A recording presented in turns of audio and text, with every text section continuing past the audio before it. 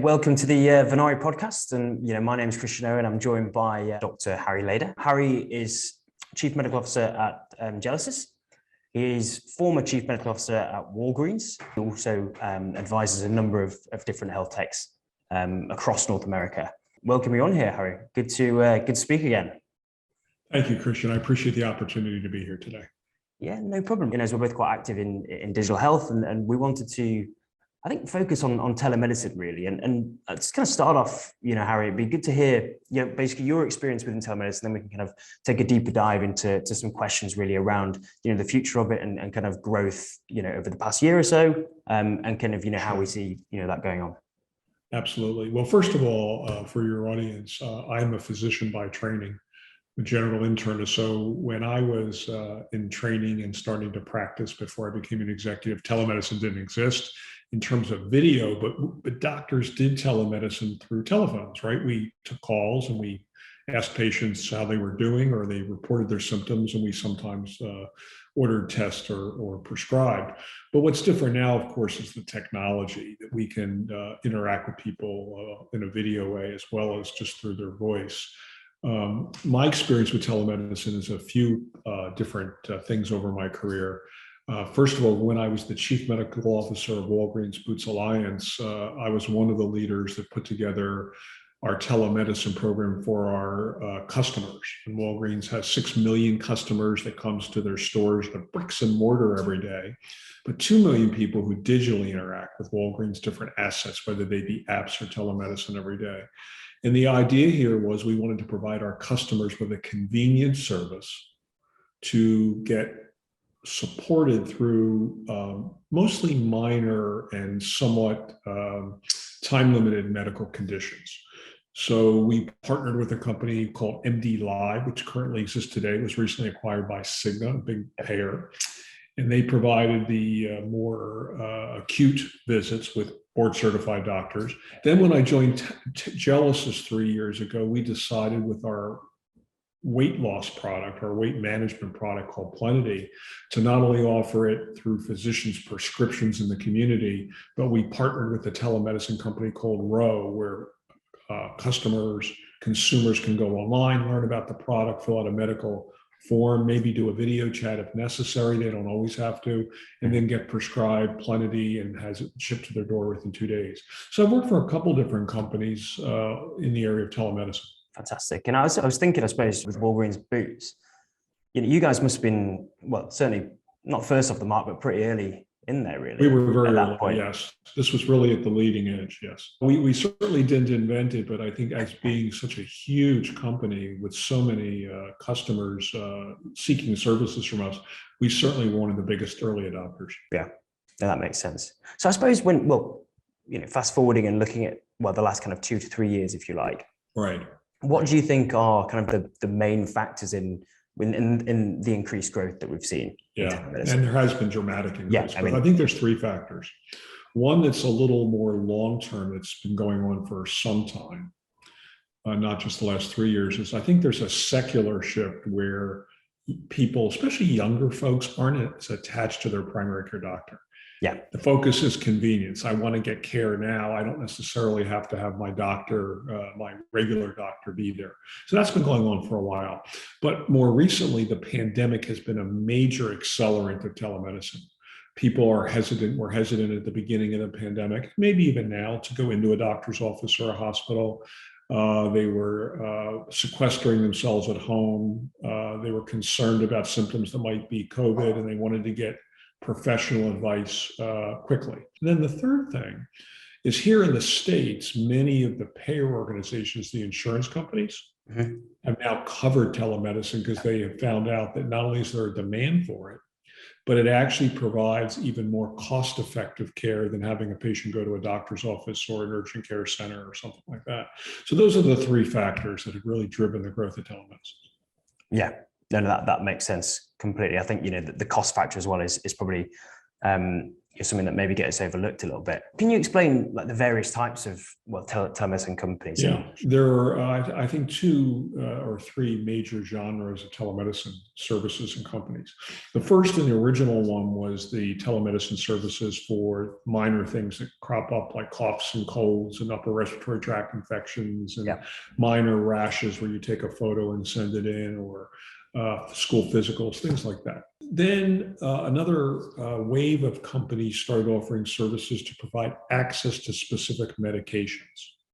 A lot of them are lifestyle medications for things like erectile dysfunction or thinning hair or things like that. And that was really around getting a doctor to evaluate you and prescribe a particular medication rather than a visit for something like an upper respiratory tract infection. And now some of the telemedicine companies are moving into actual primary care, trying to be your primary care doctor over time. So there are a few different segments of this, but they are starting to blur, where each of the vendors or the companies who provide telemedicine are starting to kind of expand into those other areas. Yeah, nice. Yeah. And do you think there are limitations then to the kind of clinical solutions that I suppose you can address? I mean, like you said, there's obviously certain areas, but. Yeah. So we can do a lot in telemedicine, as I mentioned, but there are a lot of things you can't do. So for example, you shouldn't evaluate somebody for chest pain and a possible heart attack or stroke on telemedicine. That they should get to the emergency room to be evaluated for that. Really, really complex conditions don't lend themselves that well to telemedicine. But for the majority of everyday things, little things that come up, telemedicine can be a great solution, especially with the video opportunity to not only see somebody and talk to them, but even take pictures if it's something like a rash. I've read somewhere as well about them kind of expanding into more kind of complementary healthcare services. Yeah, that is certainly going on. One of the areas that some of the telemedicine companies are expanding into is home laboratory services. Okay.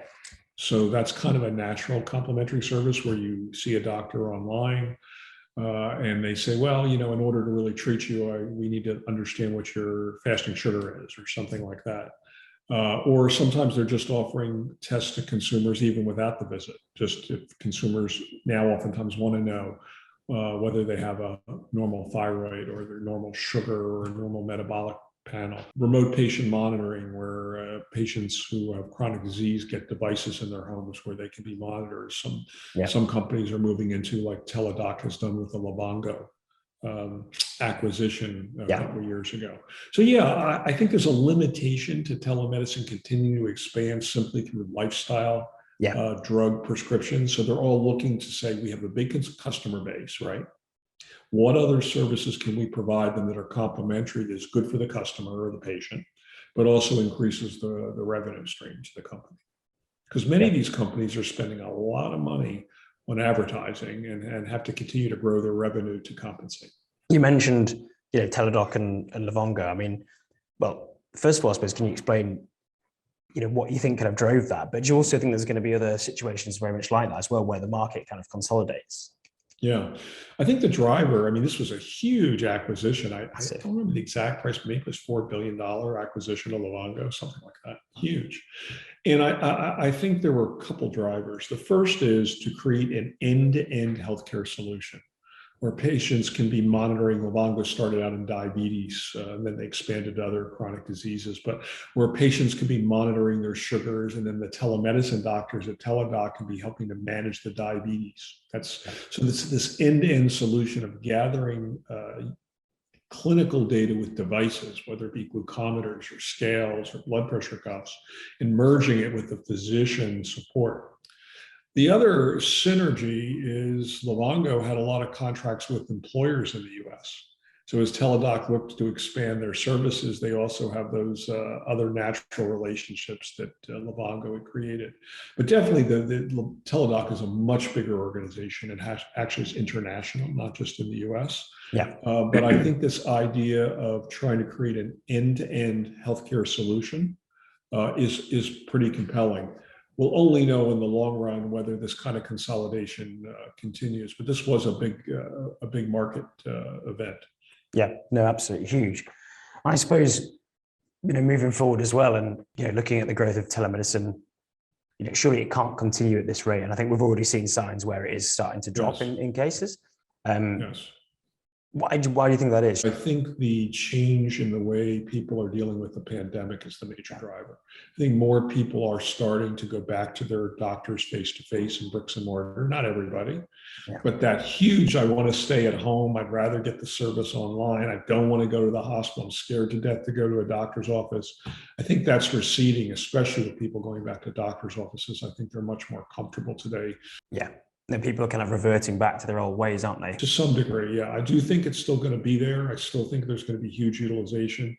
But this is why I think there's this drive for complementary services, because I don't think there could be organic growth of 100% year over year in just the traditional telemedicine services. My final comment is, I think what I learned at Walgreens, being there for almost 6 years, was really people want convenience. It's not just about relationships. It's about convenience. They want care when they need it and when they want it.